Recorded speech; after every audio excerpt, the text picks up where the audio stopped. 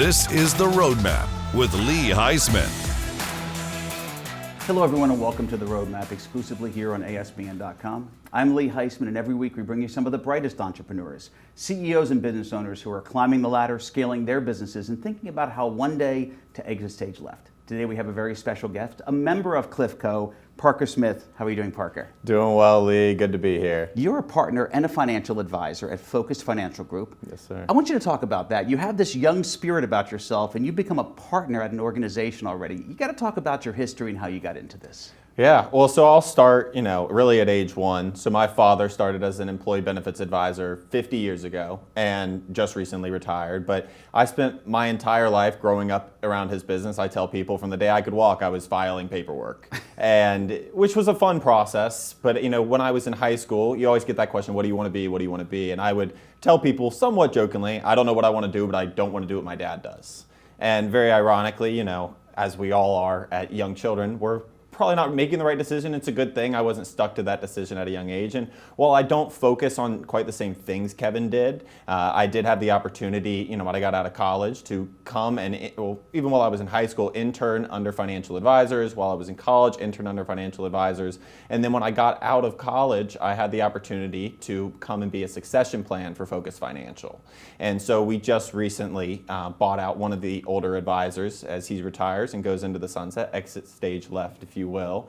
But I had the opportunity from a young age to really see what it was like to own my own business. And I knew pretty early on, whatever I was going to do, it was going to be in that capacity. I needed to be the person that at least had some say in the ending outcome.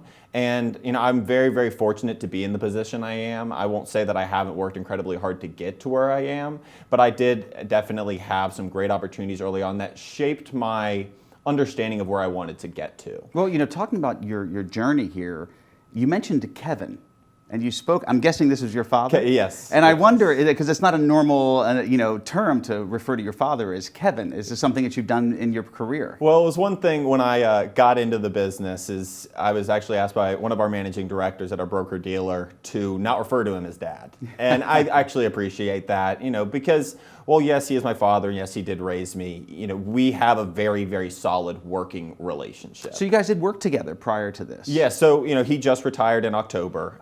Like I said, from the day I could walk, I was filing paperwork for him in his office. And so, I had a long path of, sitting side by side with him on the same side of the table, not necessarily making any business decisions at 12, 13, 14 years old, but I got to see what it was like for him to own his own business. And that, obviously inspired me to take a lot of the paths and decisions I did going out of high school into college. Calling him Kevin, I think, is something where, and I think, a lot of people can relate to this in family businesses, is you don't necessarily want to be that guy that, oh yeah, I work for my dad, where it's, at the end of the day, he is just one of, now 4, or what was 4 partners in the business. Sure. No, and I like it. And when you said it, I just wasn't sure if you were referring to your father. Yes. So I like the way that you did that. So, again, you look very young, you're very mature, and there's a lot of activity that's going on in your life. We'll talk about that later, of course, and where your life is going personally. But professionally, talk a little about the financial advisory space 5 to 10 years ago, because you have the journey from working since you were so young to where it's going in the future. Yeah, so if we wanted to go all the way back out to the financial crisis of 2008, we saw a period there where people had first kind of gotten into the 1-800, hey, dial an advisor, or you work with a XYZ company, not to name other firms, but you get to be a number on their balance sheet. And pre-2008, that was great. The market was on a run and people had very little to worry about.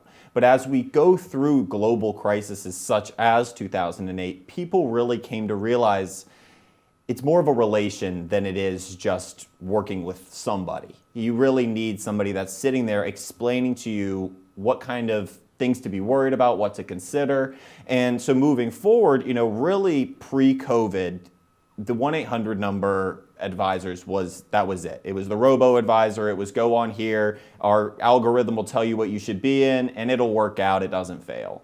And then we saw sort of post-COVID that everything can fail. The world can come to a stop, and there can be some serious things that if you're not preparing for them on a long-term basis, it can destroy you in your life. We saw a lot of people that were 1, 2, 3 years out from retirement, selling their business, that COVID came along, and for some of the people, it did help them. It gave them an opportunity to sell, but for a lot of people, it took them back maybe 5 or 10 years, or made it so they weren't going to be able to retire even in the foreseeable future. And so the financial advising role is one that moves very fluidly with the way of the world. As we see now post-COVID, people don't really need to be in person as much. And so there's not that, oh, I have my neighborhood person. It's, hey, I work with a really, really talented person and they're based out of. But I can be on the phone with them, I can be on a Teams meeting or whatever form of communication you're using any time of the day.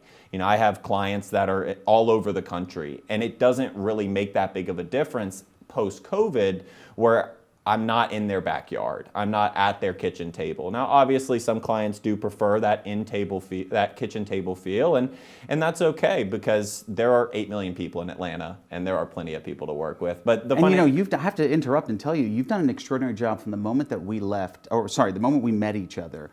And I would go and see you in person. I don't think we've ever done a Zoom, but No. I've done coffee with you. We've done lunches at Good Kitchen. I see you at events speaking now a lot more. So I understand the economics of being virtual sometimes and working on Zooms and Teams, but you, I have to admit, are all about touch points. I've watched that, so I appreciate that. But talk about how important those touch points are. Well, in this business, in any business, you live and die by the follow-up. You live and die by your ability to stay in front of people. And so being able to be in person, having moments where you can connect on more than just a business level, because that's what those coffees are.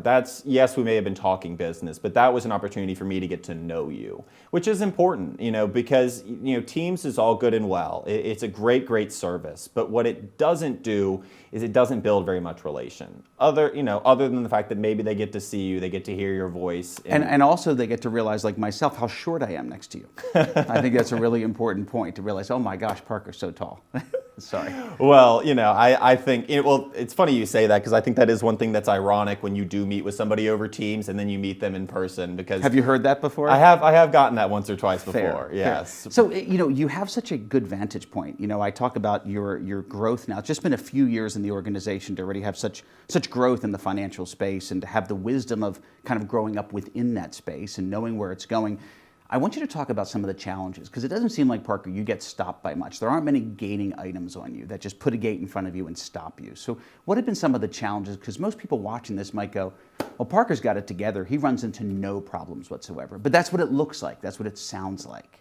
Yeah, well, do you have any challenges? I totally believe that life is about your perception of things rather than the actuality of the circumstances you're presented with. I tell people all the time, life is about what you do with it, not about what happens to you, and that you're not defined by your struggle. Because I see a lot of people that have had challenges and things that have happened to them that they just feel that because XYZ happened to me, now to accomplish anything is insurmountable. And I truly believe that that's just a flawed perception. And I think that those that live their life with that perception are doing themselves a disservice. I'm presented with challenges every single day, but my approach is to go through them, not around them. When anything comes to you, when you have a situation, like not to get too personal, but I have some pretty serious family medical issues going on, and it's something where I could very easily say, that's crushing me, I can't do anything, I'm just gonna roll up and hope it rolls me over. And that is actually the easiest thing to do. The easiest thing in life to do is nothing. But unfortunately, nothing doesn't get you very far. And so I am of the proponent of life is what you make it, and you better make it pretty good, because you only get one chance. Very inspiring. I'm telling you, I need to hear this. This is wonderful. And I'm sorry about the medical challenges. Well, how about okay. Professionally? Have you run into any first big obstacle in your mind professionally that you've had to overcome, and in turn overcoming that, as you say, not rolling up in a ball, moving past it, you've learned from it as well? Yeah, well, being young, I think a lot of people, especially very, very early on in any career, are going to be very interested in what you know.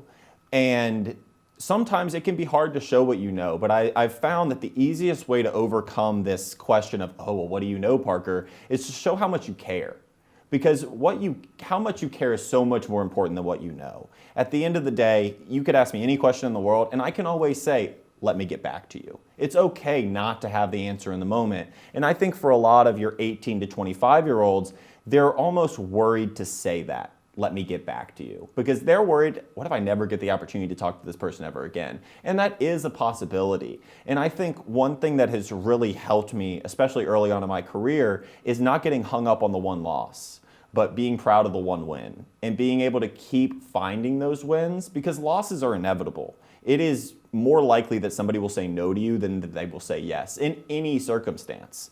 I think that's probably my best answer to that. No, it's a great answer. Everything you're giving is nearly perfect. I want to try to knock you off course, but I can't, because I can see you're so well versed in most things and you have a great disposition. So it's not really going to knock you off course. You're just going to roll with it, like you said, and just run over it. Talk about something and talk about building and keeping relationships. You kind of said something earlier about the follow-up. Yes. Is about everything. You're a master of building these, I can see already. You're garnering this and keeping them going. What are the keys to that? I mean, I really think it's consistency, because people notice that. People can see how often you're in front of them. Like I had a client early on where I had called him maybe 5 or 10 times before we ever ended up getting on the phone. And when we got together, I like to ask the question, he said, well, what made you decide to work with me? And his response was, you wouldn't stop calling. And that isn't always a bad thing. Now, don't get me wrong, there is a way to professionally piss people off, but there's also a way to professionally follow up and professionally bother people. I don't love the word bother, but following up when you're trying to do your job every single day and you have some kid calling you, just trying to get 15 minutes of your time, it can be frustrating, but to an extent, the easiest way to get him to stop asking for that 15 minutes is to give it to him. And so I've found that as long as you're professional and you're kind and you give on to others as you want done back onto you, as long as that thing you're doing onto other people is good, then 99 times out of 100, that thing you're going to get back from them is good as well. If you're rude to other people, people will be rude to you. But if you come to people with kindness, people want to give that kindness back to you. It's very true. Yeah. And it also, it attracts it 100%, and it lets you quickly surmise if those kind of people you want to be around again. So I do love the bother and bother and bother, and I'm going to segue slightly into a personal note before we wrap up on another professional organization that you started. But is that the secret to success with your soon-to-be marriage? Did you just bother your fiancée Olivia enough until she said, I'll go out with you? That's not that far off. So a little bit of inside baseball. So me and Olivia actually knew each other in high school. And Olivia is not only gorgeous and beautiful today, but she was gorgeous and beautiful back then as well. And it was sort of a situation where I wouldn't say I bothered her that much. I definitely, would see her in the hallways and think, God, that girl is beautiful. But it was something of, there was a lot of follow-up in play. And, I followed up, and it was a situation of right place, right time. We connected after college over, sort of a mutual friend. And I asked her to go out to dinner with me. And in 10 days, that will have been 3 years ago.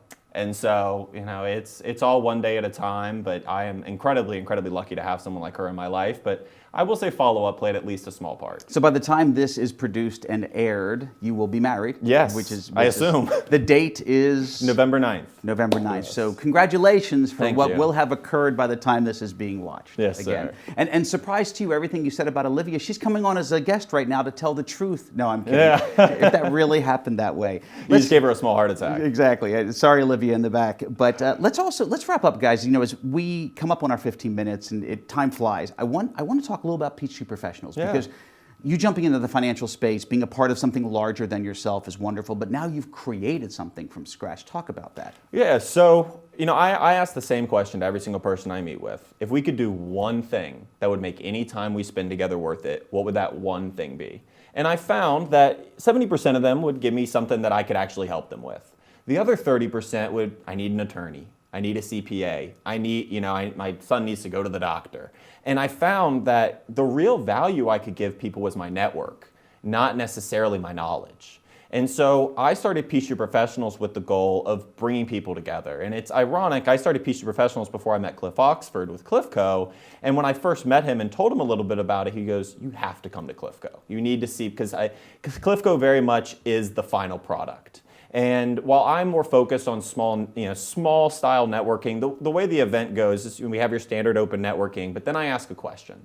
to the group. And we typically have about 15 to 20 people there, and we're growing, and eventually we'll get to a point where our model needs to change. But currently, I ask a question to the group, and then I just let people talk. And obviously, I'm leading the conversation, trying to get us to a point to accomplish something.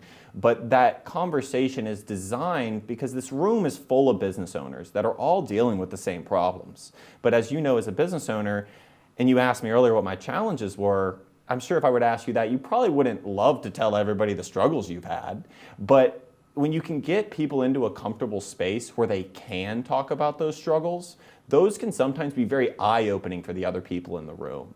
So I started this organization really to help my clients more than myself. It is not a place for me to go get business. It is not a place for me to go make sales. And that's a big part of the organization is there is no sales pitching. There is no product, hey, we got this great deal going on. It's tell us about your business, let's talk about a success or a struggle, and let's bring these other people in the room who may have been through the same problem you have been, and let's see if we can solve it together. Parker, first off, if you gave me an opportunity to talk about my problems, we got a 3-hour show. So I have no problem discussing that. It's someone will actually listen to me if someone's willing to listen, because my wife or my children will not listen to my problems. But I agree with you 100%, and you're wise beyond your years. Thank you so much for coming on. I'm going to ask you, if people want to get in touch with you, number one, for the financial advisor space, number two, for Peachtree Professionals, number three, maybe just to get guidance from you, wisdom for these young or elder entrepreneurs that are just looking for someone who is as stable as you are in your mind, business and personally. How do people get in touch with you? Yeah, I mean, the best way to contact me is my cell phone number, which I can give you to put in the bottom of this. I mean, I can say it right now. Say it now. Say it right now. I mean, my best contact number is 404-491-2490.